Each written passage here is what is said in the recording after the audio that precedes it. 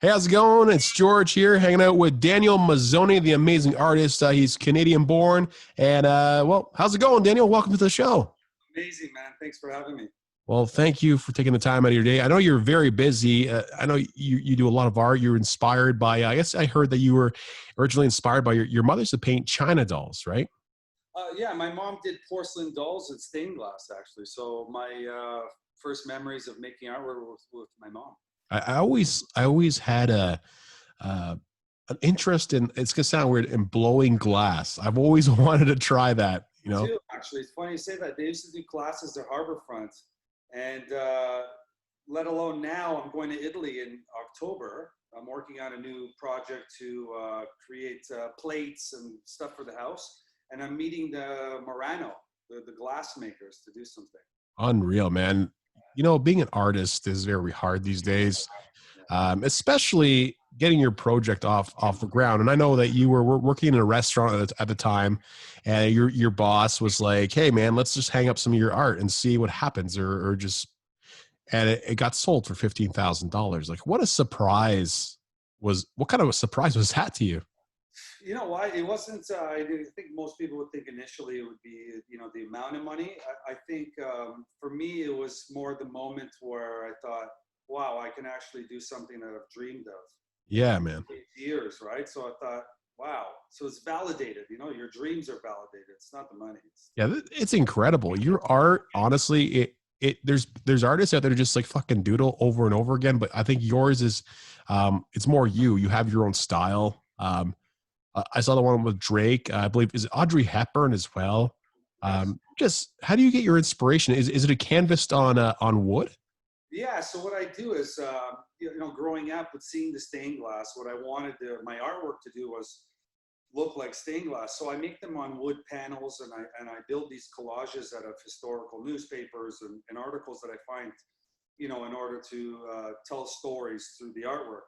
And then I finish it with a resin, so it looks like glass at the end. Unreal, Daniel. Well, you're from Salerno in Italy. Your family is, and well, you got had a chance to meet the Pope as well, didn't you? I did last year. Yeah, that was a trip for How'd sure. that come to be?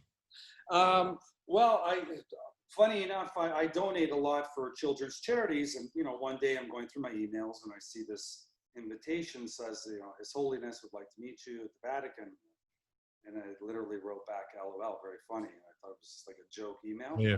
and no, it was real. So yeah, I flew down to Rome a month later, and yeah, I got to meet the Pope. Brought artwork with me, so it was really really cool. That's unreal. This Pope's from Argentina, right? So Yeah, he's really like uh he's set himself apart from all the other popes because definitely. he's just out there. He just blunt. He doesn't have the not the interests of the church. It's a different saying, but like he just wants to set things right and make people feel comfortable with who they are, and because he went through a lot as well. I don't know if you ever seen is it Two Popes? There's a movie called Two Popes with Anthony Hopkins. That was very interesting, knowing how he was brought up and how he became the Pope. And it's amazing, dude. Like giving back for children's charities. That's something that I want to do eventually. Is help children, talk to them, motivate them, and get them in the right headspace. Because there's a lot of kids right now. They're stuck on those iPhones. They're not doing anything. They're becoming very brain dead, right? And people are getting depressed because they're not doing anything. They don't have the motivation. So how do we motivate children to become something and have a future? What do you think? Yeah, I mean, I think it boils down to as well, not just us, but also, the parents and taking these things away from them. Something as simple as, I mean, I don't know how old you are, but I'm 40. My parents were, go outside and play. It was not, here's an iPad, just like zone out to, YouTube videos or whatever it is, right? Yeah, yeah. I think you don't get to, I mean, at an early age, you build these skills of creativity, using imagination and making things up. And I think they're losing out on that.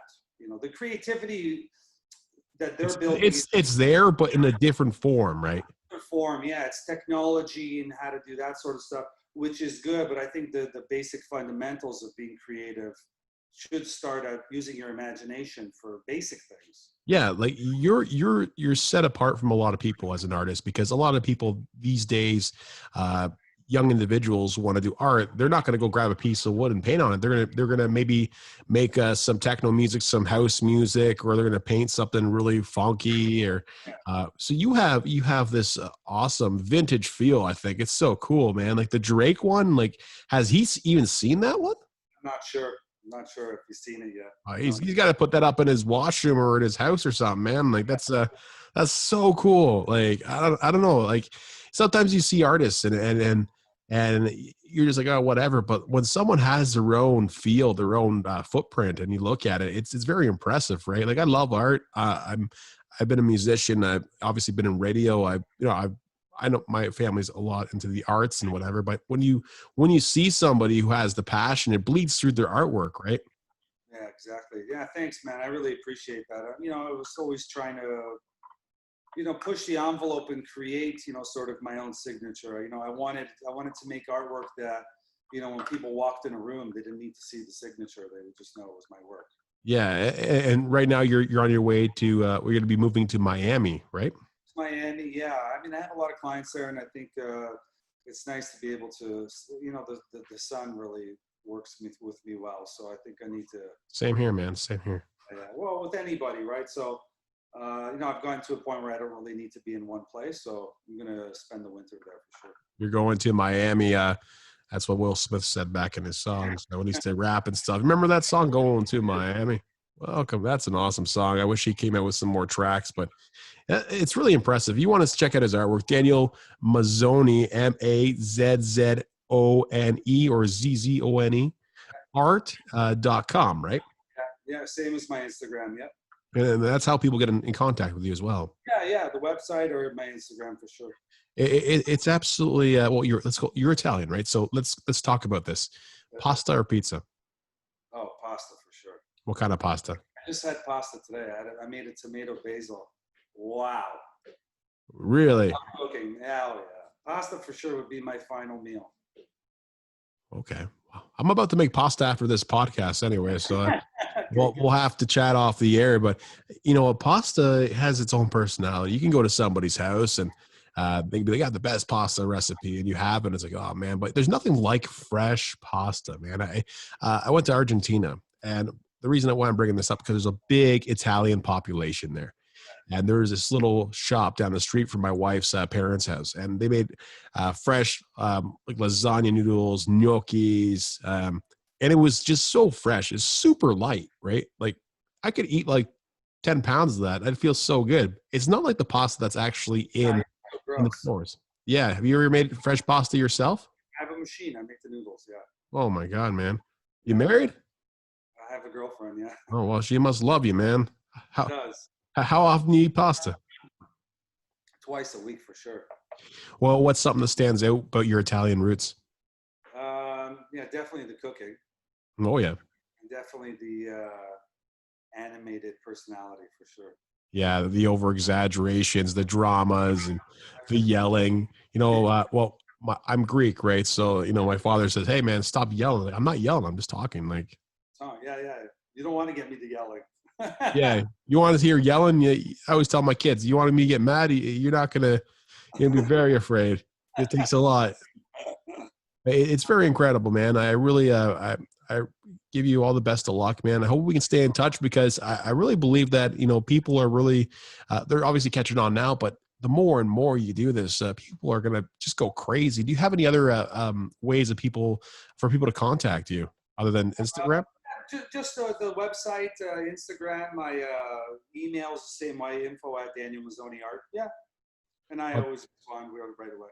Well, that's awesome, man. Congratulations on all your success. And finally, the question I ask everybody on this show, it's about coffee. And I really believe that coffee really levels the playing field. And we talk about some awesome things. Every time you have coffee, you have that great conversation with someone. They tell you something that you've never heard before or something that's really intriguing for you. So how do you take your coffee?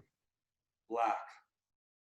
You're a real Italian, man. There you go. That was the test. Man, I want to taste the beans. I don't want to taste sugar and cream. I just bought a French press, right? And my wife's like, French press every morning. Yeah, man, it's awesome, dude. Like I got this Colombian brew from Costco, and it's like, holy crap! My wife's like, it's just coffee. Man. What the hell's wrong with you? But we know what coffee's all about, right? I really appreciate it, dude. As well, man. Thanks so much. Pleasure meeting you. Take care.